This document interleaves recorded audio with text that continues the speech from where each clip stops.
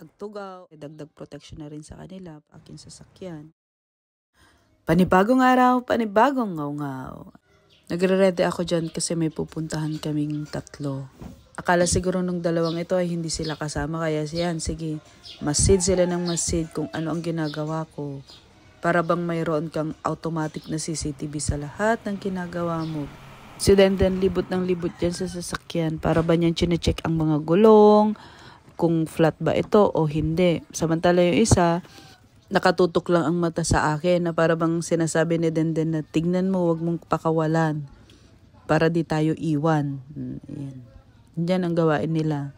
Agtugaw, agtakder, tunukwan, ata. Habang naglilinis nga ako ng tsinelas, may isang batang curious kung ano nang ginagawa ko, ba't ang tagal-tagal ko daw. Si Denden naman, kahit gusto niyang tumalon dyan, hindi yan nakakatalon sa mataas. Pero pag sa sasakyan na ang pinag-uusapan, walang mataas-taas sa kanya, basta sasama yan. Kung sana nga mautusan lang yung mga yan na mag-open ng gate, tapos magsara din ng gate kapag lalabas kami.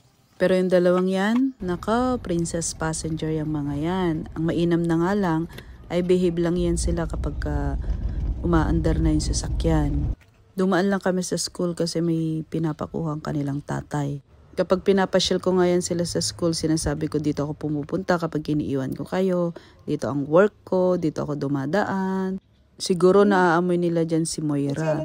Kilala na din si Moira kasi sumasama siya noong pandemic. Nag-e-enjoy pa sila dyan pero akala nila sasama sila sa Kawayan.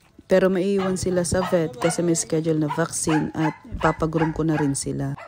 At saglitan lang din naman ako sa Kawayan, may pinagawa lang ako sa aking sasakyan para sa aming seguridad. Ayan. Dito lang din ako pumupunta kapag may mga anik-anik akong gustong ipakabit sa sasakyan. At nung natapos na nga ako dyan, binalikan ko na lang din si Denden. Yun palang ginagawa ko, iniiwan ko sila sa vet kapag may importante akong pupuntahan sa Kawayan pagka weekend. Kapag alam ko may stress lang din sila, iniwan ko na lang kila Doc J. Pero it's either groom or may schedule sila ng vaccine. After nga nila makagraduate ng 2 months sa vaccine, may mga booster pa nga tinatawag para syempre dagdag protection na rin sa kanila para iwas sakit. Ang ininjak pala dyan sa kanya ay rabicine. Behave naman si Denden kapag binavaksinan. Ngata. Pero once na natusok yan, nagsusumbong yan sa akin agad-agad. Medyo ginabi na rin kami sa pag-uwi.